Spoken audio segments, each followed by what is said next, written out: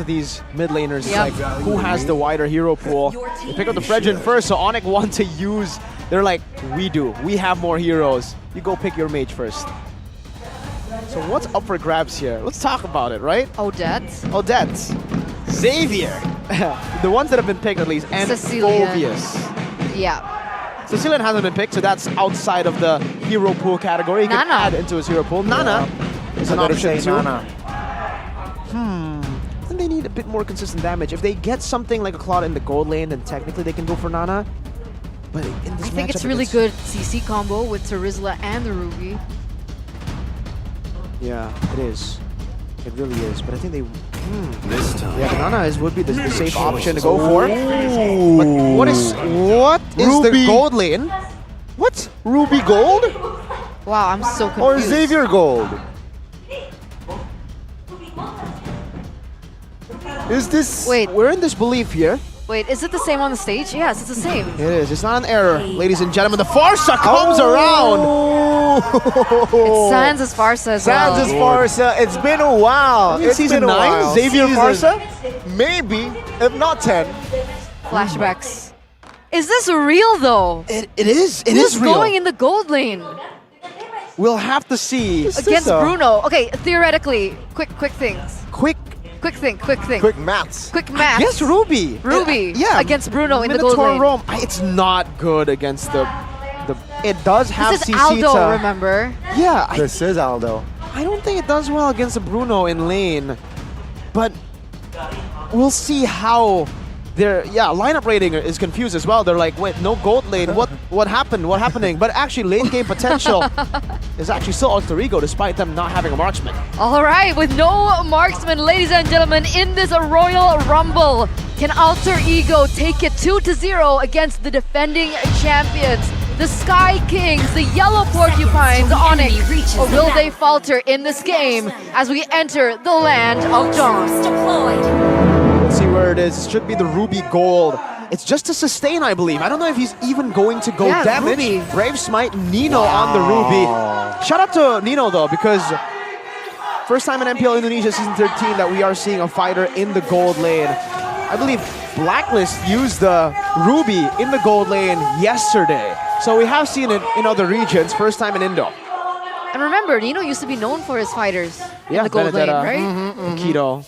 Yuzong. Yuzong. Just like Kabuki. So like Kabuki. it might just work, okay? I'm curious to see if it does work and whether or not this is going to affect the entire scene as a whole in order to find some balance against the Bruno that you keep mentioning as being the #1 in the gold lane. Is this the answer, or are they going to falter here? He's actually winning in this gold lane matchup against the Bruno, so what I said earlier on paper should still be a win on Bruno. Doesn't look to be the case in lane. The Bruno's getting out-traded. And when we look at the items, he's just going for the physical defense boots straight out. Meanwhile, for the Bruno, he wants to bully. So again, it's the normal build you would expect for the Bruno. Ruby's doing a good job. So it's literally just shutting him down. That's it. That's all the Ruby wants to do right now. Shutting the snowball. Wow. All right, and there it is. And with that being said, even in the top lane, if you take a look at the EXP, it looks like Pai's doing an okay job as well. He's faring quite fine against Boots. So can you consider these like 2 winning lanes for Alter Ego? I don't know.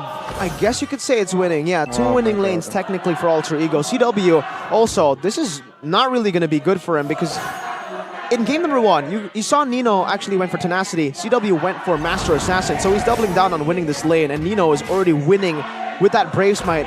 If you see how he's timing his ability, he's always just going in when the Brave Smite is off of cooldown so that he will win in that trade against CW.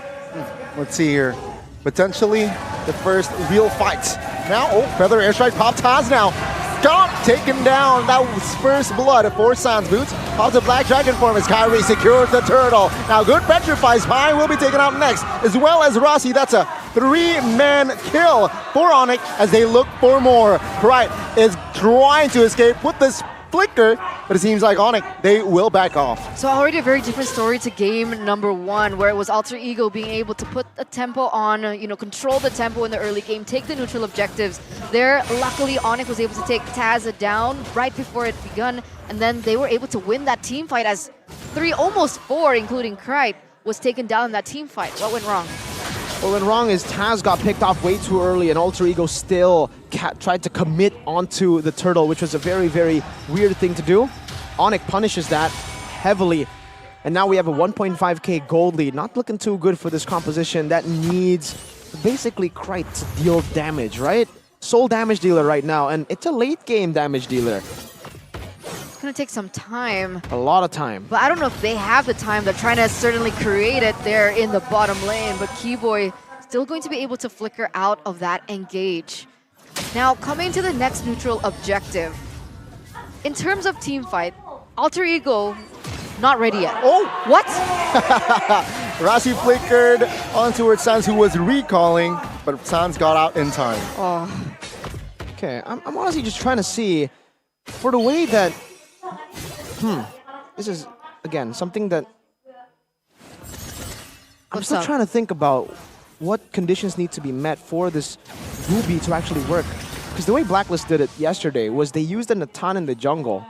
So there's obviously much more magic damage coming in earlier on. It gets going earlier on. This is a Xavier. I honestly feel like this is super forced. What we said earlier for Onic, beware of the pocket picks. If Alter Ego use their pocket picks this way, I think for Onic, they don't really need to beware of it. They just need to punish it. We'll see though. Maybe this Xavier can actually catch up. They managed to take the first turtle. Onic, can they do it more? Now, Keyboy moves on towards Nino.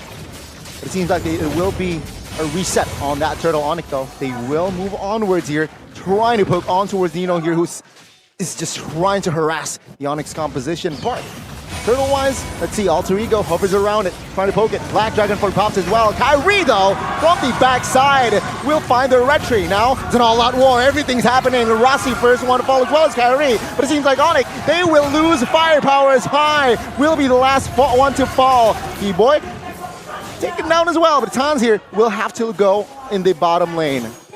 So far, so good. So for Alter Ego, they're actually doing a good job despite Onic being able to secure that turtle. It's still a good trade over for Alter Ego because they were able to find a few kills on a turret, but then we take into account that it was a 4v5 for Alter Ego.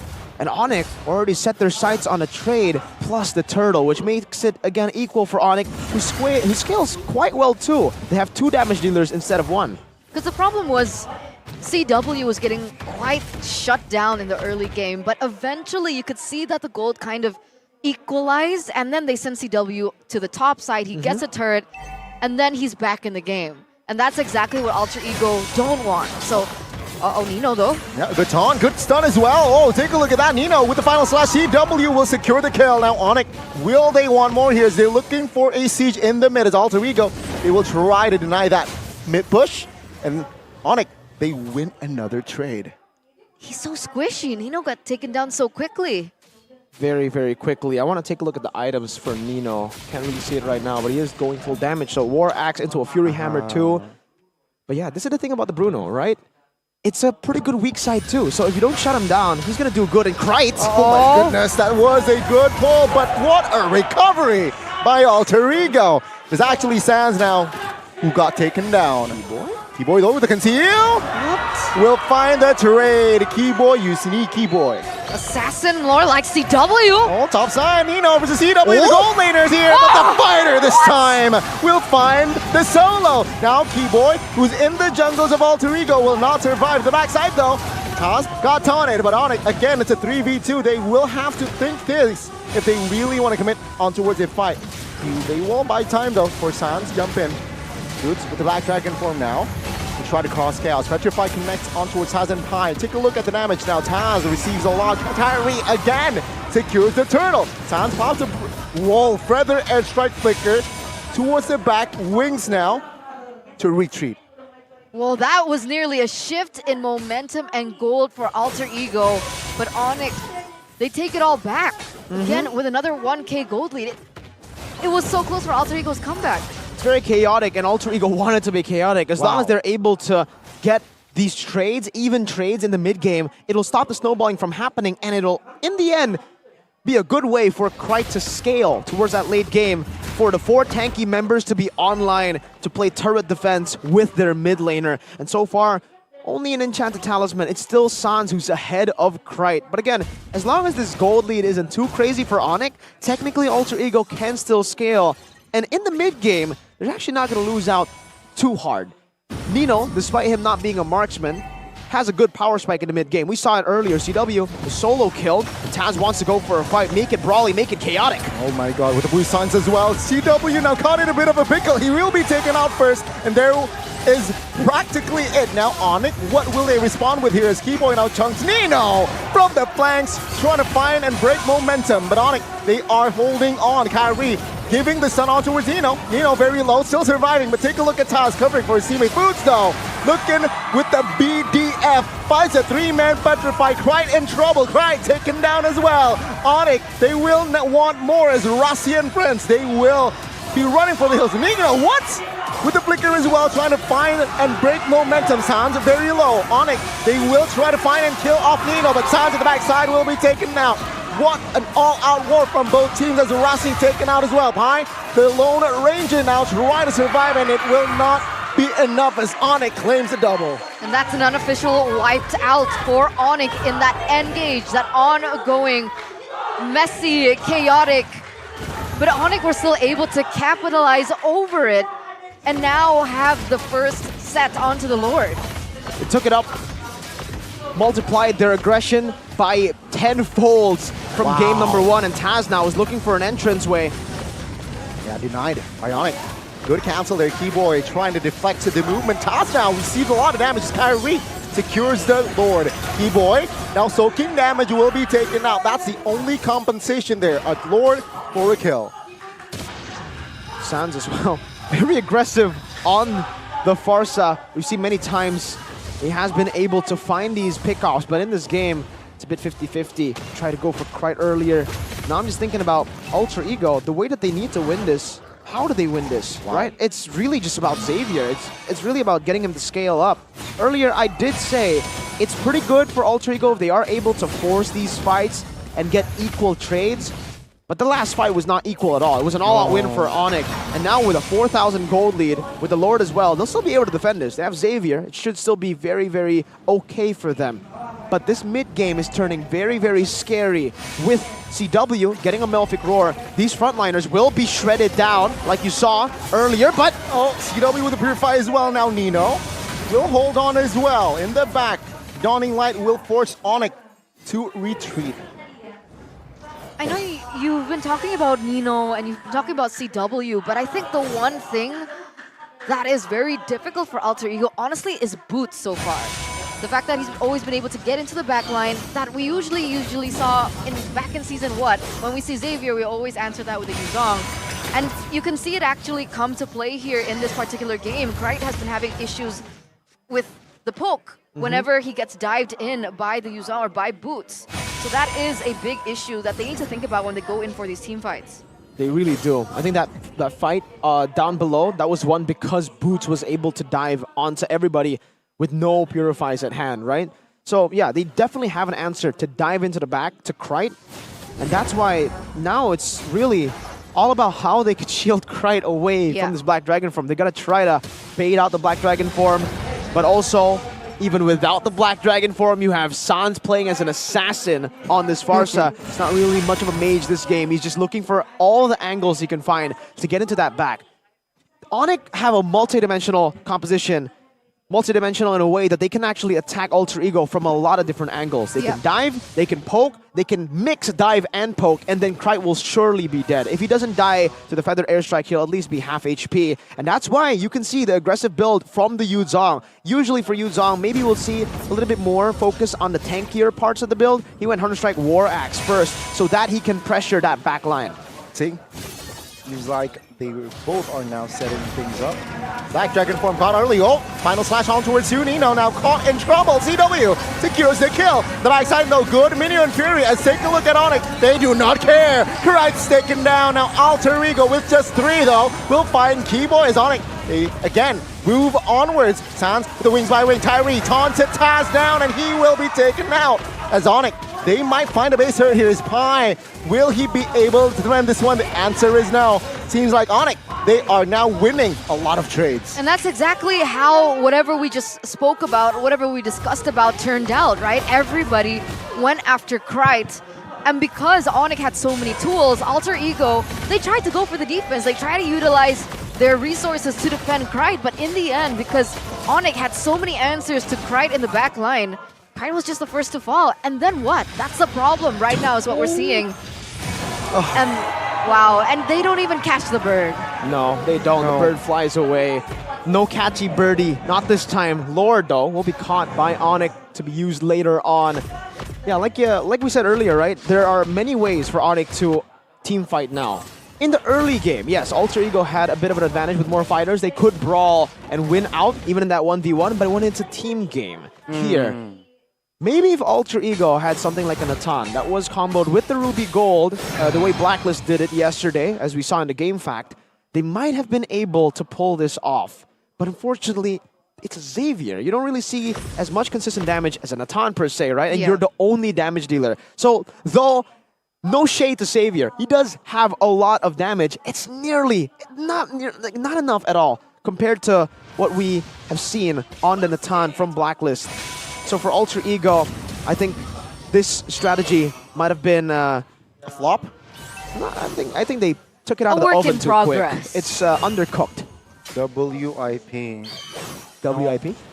Work in progress. Oh, I was like, whip, what? Onic now, they're sieging. The top lane very low. Ooh, Feather Airstrike Keyboy now in the front lines. Very out of position and will be punished. No! With the flicker concealed, Keyboy will escape. And Onic, they will destroy all of the base turrets from Alter Ego. Now they're just playing with Alter Ego. What was that? Keyboy went in super aggressive, didn't even get punished. And it was just a distraction for all the other members to take down these inhibitor turrets. This is what we've seen from Onic even since yesterday. The way they play with the food. The way that they play with their prey. We saw them doing it to RQ yesterday, and it looks like here in game number 2, they're doing the same thing to Alter Ego. Onic are just playing with them, literally. And there's no real counterplay now for Alter Ego. Remember when we said there's no countermeasure from Onic in game 1? But at least Onic's draft, we understood what they were trying to do in the early game. This one from Alter Ego, even in the late game, despite the index saying that Alter Ego have the better late game, I have to disagree. Yeah. Only one damage dealer. The thing about Natan is, by the way, why Natan can work in this kind of composition is because he goes through any frontliner. It doesn't matter if you have Radiant Armor, Athena Shield, and a Rose Gold Meteor. All that goes to waste. All of that gets shredded down.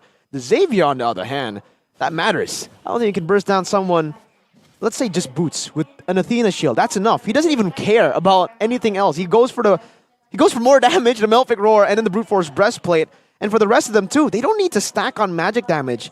They have Athena Shield, and that's it. Heck, Fredrin doesn't even have an Athena Shield yet. He went for Anti-Cuirass, so he's more concerned with the fighters. And now in the late game, maybe Krite will start to hurt, but he's not going to hurt as much.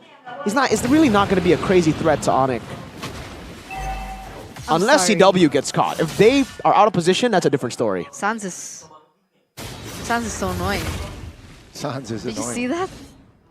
He's always that's his Farsa, man. He's always annoying. He's so annoying. This bird. This bird is everywhere. It's lurking in all the hidden places. But here it is, both teams going to fight for survival and fight for the next objective. Yeah. They look for the collapse here. Taz quite low. And what can Alter Ego do here? What angle are they trying to go for? Boots with the black dragon form. Looking for Krite here. 1, 2, 3, 4 members. But it seems like Boots will not commit. This time, Keyboy hovering around the front side as Lord now still poked around. Feather Airstrike in a very peculiar angle, and there you go. Pi jumps in with the flicker penalty zone, but in the backside, it's actually Kyrie taken out. This is it, perhaps. Keyboy looking for the distraction as CW picks up the killing spree at 3. W will be the hero for Onic this time. Now Pi isolated 3v1. Sans is just distracting, buying time, but the dawning light will somehow create space for Alter Ego. Pi survives, but Onic again, they will take the Lord. That was so unfortunate with Kyrie already taken off the board. Alter Ego did everything right. Taz, all he needed to do was hit that retribution, but he died before he could. as CW took him down first. Once again, oh, what already? Wow. Lord taken Okay, out. there you go. Bye-bye, Lord. Red Knight. All right. That's insane how fast we were able to clear it. The thing is, the Lord lasted a second on our screen. Wonder what happened before it, right? But Onic didn't have the members. So let's try to think about what happened before. 2 members were taken down from the side of Onic. So despite them getting the Lord, it was still an easy defense for Alter Ego because Onic didn't have enough members to manipulate these waves, to push in 3 waves. But here, was I possibly wrong? Is about the Saweria not having enough damage. Is the Saweria a good replacement or a good Addition? not addition, yeah, just replacement to the Natan, right? Blacklist used Natan yesterday in the jungle. Though I will have to say I'm not wrong in the point that Natan deals more consecutive damage. Yes, agree. But can this be a good replacement for the Natan? So far they're defending it really well. But that was with a few mistakes from Onic. Let's see. I'll have to see. Right now it's full item, so this is the time to prove that it might be a good replacement for the Natan. If they win this, it'll be crazy. But it will also have to come through a few mistakes. Onic needs to use this Black Dragon form the way that they have been using it to catch the Saweria many, many times before the Lord. If they use it prematurely and Alter Ego are able to back up, they're going to lose, actually. So it's all about the Black Dragon form. Because with the Black Dragon form, Onic can hit dynamically. They can hit from different angles, and that's what really creates chaos within Alter Ego's front to back. That's why the success rate for Alter Ego is a lot more vulnerable and fragile. Yeah. In comparison to Onic now. Onic have more ways. Exactly. It's so much easier for Alter Ego to make a groundbreaking mistake as compared to Onic at this point in these team fights. Let's see. Sometimes when a composition is too complicated, it gets messy, and maybe the comp that is easier to execute. I would definitely say Alter Ego's comp is definitely easier to execute. Boots has to think a lot about when he pops in that Black Dragon form. They need to think about where they need to attack from. Alter Ego are just like, stay together and fight. But on the flip side, it's also easier to counter. Yeah, El Familia, this is the way. Okay, let's see. Final slash here. Pine has the immortality though. Penalty zone on towards CW. This might be the look at the opening they are looking for. CW taking out first here. CW now will go down for 49. Now let's see Onic with the 4 members only fighting, trying to hold on, Boots. Trying to soup in the damage, but it seems like the Princess Wrath will not be enough, right? Trying to find a good positioning. The dog light again. He survives everything. He finds a shutdown, though. Keyboy will find and secure the kill. Let's see. It's a 2v2 in the bush. Let's see. Taz will not survive that one. Now Nino, the last one standing as Keyboy, and Kyrie will find the tag team to secure the kill. Pi left standing, but Onic will left to 2. An order of events indeed, ladies and gentlemen. 4 members from the side of Alter Ego are taken down. Keyboy is rushing down in the mid side. Kyrie as well. Can they end is the question. 20 seconds over for Rossi. Pi trying to hold on the minutes, but Keyboy, cheeky Keyboy will find its mark. Ladies and gentlemen, the Royal Rumble will find a game 3. What an order of events. Krite was playing out of his mind, dodging left and right, front and center. But as soon as he gets taken down, they forgot about Keyboy. They were like, all right, CW, check. But Keyboy was also doing a lot.